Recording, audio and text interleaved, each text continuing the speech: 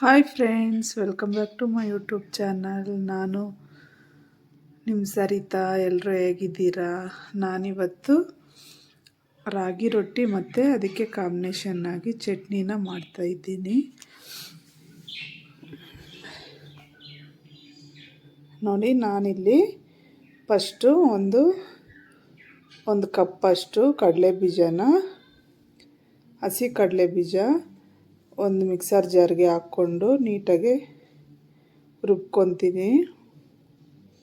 ಅಂದರೆ ಜಾಸ್ತಿ ನಾವು ಪುಡಿ ಮಾಡ್ಕೋಬಾರ್ದು, ಸ್ವಲ್ಪ ತರ್ತರಿಯಾಗಿ ರುಬ್ಕೋಬೇಕು. ರೊಟ್ಟಿಗೆ ಈ ಕಡಲೆ ಬೀಜ ಹಾಕೋದ್ರಿಂದ ತುಂಬಾ ಚೆನ್ನಾಗಿರುತ್ತೆ. ನೋಡಿ, ಇವಾಗ ನೀಟಾಗಿ ಪುಡಿ ಮಾಡ್ಕೊತಾ ಇದ್ದೀನಿ ನಾನು. ನೋಡಿ, ಈ ಇಷ್ಟಿರಬೇಕು, ಸ್ವಲ್ಪ ತರ್ತರಿಯಾಗಿ ಇರಬೇಕು, ಜಾಸ್ತಿ ನೈಸಾಗಿ ರುಬ್ಕೋಬಾರ್ದು. ನಾನಿಲ್ಲಿ ಒಂದು 4 ಈರುಳ್ಳಿನ ಸಣ್ಣದಾಗಿ ಕಟ್ ಮಾಡ್ಕೊಂಡಿದ್ದೀನಿ. ಮತ್ತು ಸ್ವಲ್ಪ ಕರಿಬೇವು, ಕೊತ್ತಂಬರಿ, ಹಸಿಮೆಣ್ಸಿಕಾಯಿನ ಚಿಕ್ಕ ಚಿಕ್ಕದಾಗಿ ಕಟ್ ಮಾಡ್ಕೊಂಡು ಹಾಕ್ಕೊತಾ ಇದ್ದೀನಿ. ನೋಡಿ, ಈರುಳ್ಳಿ ಎಷ್ಟು ಹಾಕ್ತೀವೋ ಅಷ್ಟು ರುಚಿಯಾಗಿರುತ್ತೆ ನಮಗೆ ರೊಟ್ಟಿ ತಿನ್ನಲಿಕ್ಕೆ. ಆದಷ್ಟು ಚಿಕ್ಕದಾಗಿ ಕಟ್ ಮಾಡ್ಕೋಬೇಕು ಈರುಳ್ಳಿ. ನಾವು ಇಲ್ಲ ತಟ್ಟೋವಾಗ ನೀಟಾಗಿ ತಟ್ಟಕ್ಕೆ ಬರೋಲ್ಲ ರೊಟ್ಟಿ. ಮತ್ತು 1-2 ಕ್ಯಾರೆಟನ್ನು ನಾನು ತುರಿದು ಹಾಕ್ಕೊಂಡು, ಮತ್ತು ರುಚಿಗೆ ತಕ್ಕಷ್ಟು ಉಪ್ಪನ್ನು ಹಾಕ್ಕೊಂಡು, ಮತ್ತು ಈ ಕಡಲೆ ಬೀಜ ರುಬ್ಕೊಂಡಿದ್ವಲ್ಲ ಅದನ್ನು ಸಹ ಸೇರಿಸ್ಕೊಂಡು ಇವಾಗ ನೀಟಾಗಿ ಮಿಕ್ಸ್ ಮಾಡ್ಕೊತಾ ಇದ್ದೀನಿ. ಈ ರೀತಿ ಮಿಕ್ಸ್ ಮಾಡೋದ್ರಿಂದ ತರಕಾರಿಗೂ ಮತ್ತು ಈರುಳ್ಳಿಗೂ ಎಲ್ಲಕ್ಕೂ ಉಪ್ಪು ಚೆನ್ನಾಗೇ ಹಿಡ್ಕೊಳ್ಳುತ್ತೆ. ಆವಾಗ ನಮಗೆ ರೊಟ್ಟಿ ಟೇಸ್ಟು ಚೆನ್ನಾಗಿರುತ್ತೆ. ನೋಡಿ, ಈ ರೀತಿ ಎಲ್ಲ ನೀಟಾಗಿ ಮಿಕ್ಸ್ ಮಾಡ್ಕೋಬೇಕು ನಾವು.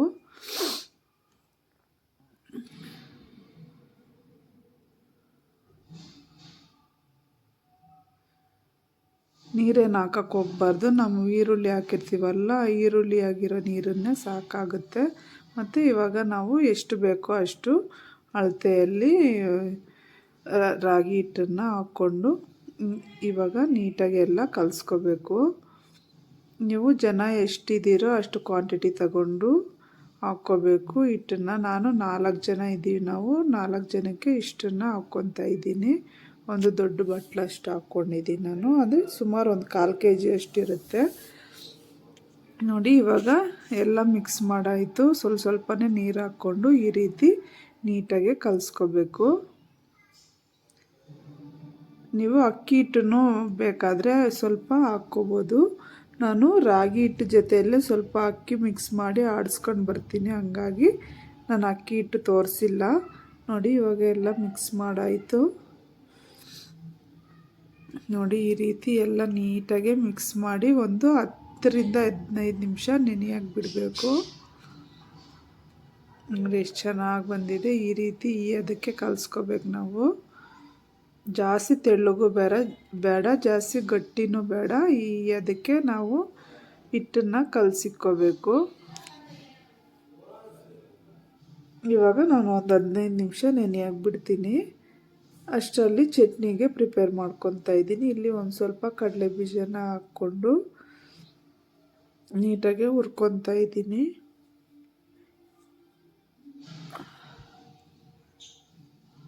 ಈ ರೊಟ್ಟಿ ಜೊತೆಗೆ ಈ ಚಟ್ನಿ ತುಂಬಾ ಚೆನ್ನಾಗಿರುತ್ತೆ. ಬೇರೆ ಚಟ್ನಿಗಿಂತ ಈ ಚಟ್ನಿ ಕಾಂಬಿನೇಷನ್ ಚೆನ್ನಾಗಿರುತ್ತೆ. ನೋಡಿ, ಇವಾಗ ಕಡಲೆ ಬೀಜ ಹುರ್ಕೊಂಡಾಯಿತು. ಒಂದು ಪ್ಲೇಟ್ಗೆ ಹಾಕ್ಕೊಂಡು ಸ್ವಲ್ಪ ಆರಕ್ಕೆ ಬಿಡ್ತೀನಿ ನಾನು. ಆರಿದ್ರೆ ನೀಟಾಗಿ ಸಿಪ್ಪೆ ಬಿಡುತ್ತೆ, ಹಂಗಾಗಿ ಸ್ವಲ್ಪ ಹೊತ್ತು ಅದು ಆರಬೇಕು. ಮತ್ತು ಇವಾಗ ನಾನು ಒಂದು 5-6 ಹಸಿಮೆಣ್ಸಿಕಾಯಿನ ಹಾಕ್ಕೊಂಡು ಹುರ್ಕೊತಾ ಇದ್ದೀನಿ.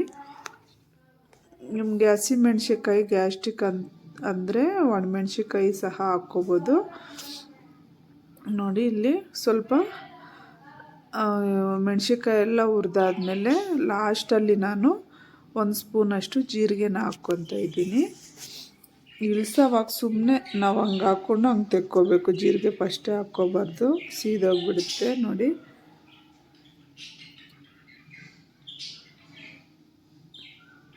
ಮತ್ತು ಇವಾಗ ಒಂದು ಜಾರ್ಗೆ ನಾನು ಹಸಿಕಾಯಿನ ಒಂದು ಅರ್ಧ ಹೋಲಷ್ಟು ನೀಟಾಗಿ ಚಿಕ್ಕ ಚಿಕ್ಕ ಪೀಸಸ್ ಆಗಿ ಕಟ್ ಮಾಡಿ ಹಾಕ್ಕೊತಾ ಇದ್ದೀನಿ ಚಟ್ನಿಗೆ. ಈ ಚಟ್ನಿಗೆ ಹಸಿ ಕಾಯಿ ಹಾಕಿದ್ರೆ ತುಂಬಾ ಚೆನ್ನಾಗಿರುತ್ತೆ ನೋಡಿ. ಮತ್ತು ಸ್ವಲ್ಪ ಕಡಲೆ ಬೀಜ ನಾನು ಸಿಪ್ಪೆ ತೆಗೆದಿಟ್ಕೊಂಡಿದ್ದೀನಿ, ಹುರಿದಿರೋ ಕಡಲೆ ಬೀಜನ ಅವನ್ನು ಇವಾಗ ಹಾಕ್ಕೊತಾ ಇದ್ದೀನಿ.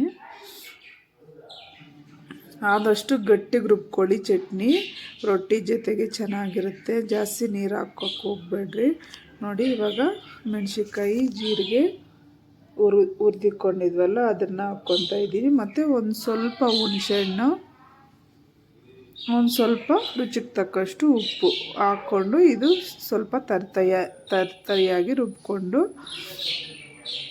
ಮತ್ತು ಇನ್ನೊಂದು ಸ್ವಲ್ಪ ನೀರು ಹಾಕ್ಕೊಂಡು ನೀಟಾಗಿ ಈ ರೀತಿ ರುಬ್ಕೋಬೇಕು. ಲಾಸ್ಟಲ್ಲಿ ನಾನು ಪುದೀನ, ಕೊತ್ತಂಬರಿ ಮತ್ತು ಒಂದು 4 ಎಸಳಷ್ಟು ಬೆಳ್ಳುಳ್ಳಿನ ಹಾಕ್ಕೊಂಡು ರುಬ್ಕೊತೀನಿ. ಇದಕ್ಕೆ ಒಗ್ಗರಣೆ ಹಾಕೋ ಅವಶ್ಯಕತೆ ಇರಲ್ಲ, ಹಾಗೇ ತಿನ್ಬೋದು, ಚೆನ್ನಾಗಿರುತ್ತೆ ನೋಡಿ. ಬೆಳ್ಳುಳ್ಳಿ ಹಾಕೋದ್ರಿಂದ ಚಟ್ನಿ ಫ್ಲೇವರ್ ಚೆನ್ನಾಗಿರುತ್ತೆ ನೋಡಿ. ಚಟ್ನಿ ರೆಡಿ ಆಯ್ತು. ಅದಕ್ಕೆ ನೀರು ಹಾಕ್ಕೊಂಡ್ರೆ ಸಾಕು ನಾವು. ಇವಾಗ ನಾನು ಒಂದು ಬಟ್ಲಿಗೆ ಸ್ವಲ್ಪ ನೀರು ತಗೊಂಡು, ಒಂದು ಚಿಕ್ಕದು ಕಾಟನ್ ಬಟ್ಟೆ ತಗೊಂಡು ಅದು ನೀಟಾಗಿ ಈ ರೀತಿ ಹಿಂಡ್ಕೊಂಡು ಒಂದು ಮಣೆ ಮೇಲೆ ಹಾಕ್ಕೊಂಡು ಈ ರೀತಿ ಚಿಕ್ಕ ಚಿಕ್ಕ ಉಂಡೆಗಳು ಮಾಡಿಕೊಂಡು ತೊಟ್ಕೋಬೇಕು ನೋಡಿ. ನಮಗೆ ಒಂದು ಪ್ಲಾಸ್ಟಿಕ್ ಶೀಟ್ ತಗೊಂಡು ಈ ರೀತಿ ಕೆಳಗು ಮೇಲೆ ಎಣ್ಣೆ ಹಚ್ಚಿ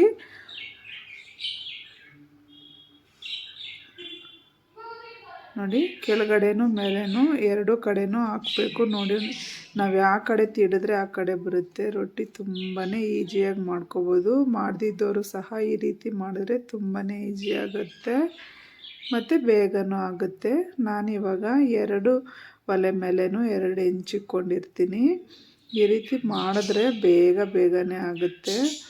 ಬೆಳಗ್ಗೆ ಹೊತ್ತಂತೂ ಟೈಮ್ ಆಗಲ್ಲ, ಹಾಗಾಗಿ 2 ಹೆಂಚಿಟ್ಕೊಂಡ್ರೆ ಈ ರೀತಿ ತಟ್ಟಿ 2 ಒಲೆ ಮೇಲೇನೂ ಹಾಕ್ಕೋಬೋದು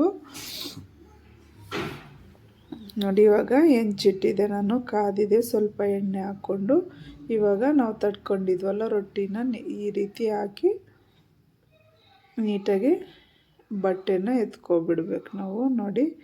ಎಷ್ಟು ಸ್ವಲ್ಪನೂ ಮುರಿಯಲ್ಲ, ಎಷ್ಟು ಚೆನ್ನಾಗಿ ಬಂದಿದೆ. ಇವಾಗ ಮೇಲೆ ಒಂದು ಪ್ಲೇಟ್ ಮುಚ್ಚಿ ಬೇಯೋಕ್ಕೆ ಬಿಡ್ತಾಯಿದ್ದೀನಿ ನಾನು. ಮತ್ತು ಇನ್ನೂ ಒಂದು ಇದೇ ರೀತಿ ಎಲ್ಲ ರೊಟ್ಟಿನ ನಾನು ತಟ್ಟಿ ಹಾಕ್ಕೊತೀನಿ.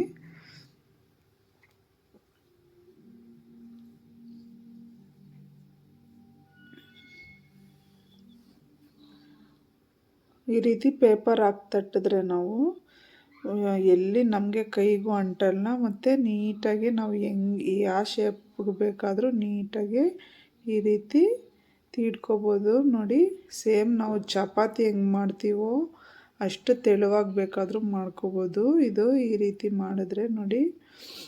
ಈರುಳ್ಳಿನ ಆದಷ್ಟು ನಾವು ಚಿಕ್ಕದಾಗಿ ಕಟ್ ಮಾಡಿಕೊಂಡ್ರೆ ಈ ರೀತಿ ಹೆಂಗೆ ಬೇಕಾದರೂ ಮಾಡ್ಕೋಬೋದು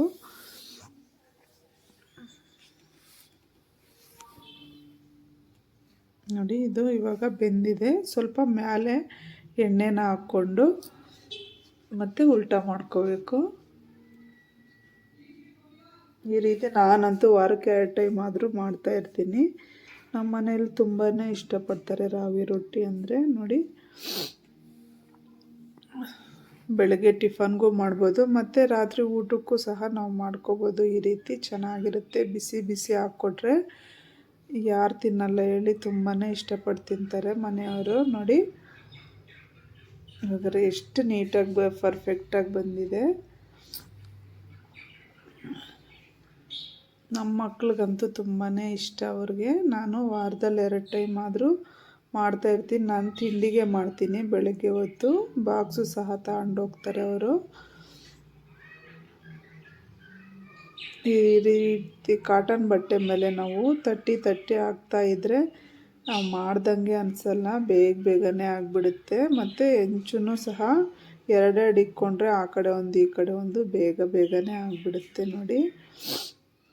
ಮಾಡ್ದಂಗೆ ಅನಿಸಲ್ಲ. ಒಬ್ಬೊಬ್ರು ಇರೋರು ಸಹ ನೀಟಾಗೆ ಮಾಡ್ಕೋಬೋದು. ತುಂಬಾ ರುಚಿಯಾಗಿರುತ್ತೆ. ಈ ರೀತಿ ನೀವೊಂದು ಸಲ ಟ್ರೈ ಮಾಡಿ ಹೇಗಿತ್ತು ಅಂತ ನನಗೆ ಕಮೆಂಟ್ ಮುಖಾಂತರ ತಿಳಿಸಿ. ಇನ್ನು ನನ್ನ ಚಾನಲ್ನ ಸಬ್ಸ್ಕ್ರೈಬ್ ಮಾಡಿಲ್ಲ ಅಂದರೆ ಸಬ್ಸ್ಕ್ರೈಬ್ ಮಾಡ್ಕೊಳ್ಳಿ. ನೋಡಿ ಇವಾಗ ರೊಟ್ಟಿ ಅಂತೂ ರೆಡಿ ಆಯಿತು. ಇದ್ರ ಜೊತೆ ಬಿಸಿ ಬಿಸಿ ತುಪ್ಪ ಸ್ವಲ್ಪ ಚಟ್ನಿ ಹಾಕ್ಕೊಂಡು ತಿಂತಾಯಿದ್ರೆ ತುಂಬಾ ಚೆನ್ನಾಗಿರುತ್ತೆ.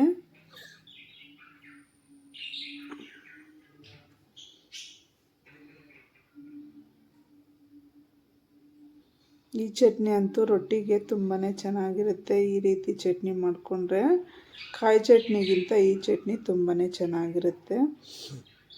ಆದಷ್ಟು ಗಟ್ಟಿಯಾಗಿ ಮಾಡ್ಕೋಬೇಕು, ತೆಳು ಮಾಡಿಕೊಂಡ್ರೆ ಚೆನ್ನಾಗಿರಲ್ಲ. Thank you friends.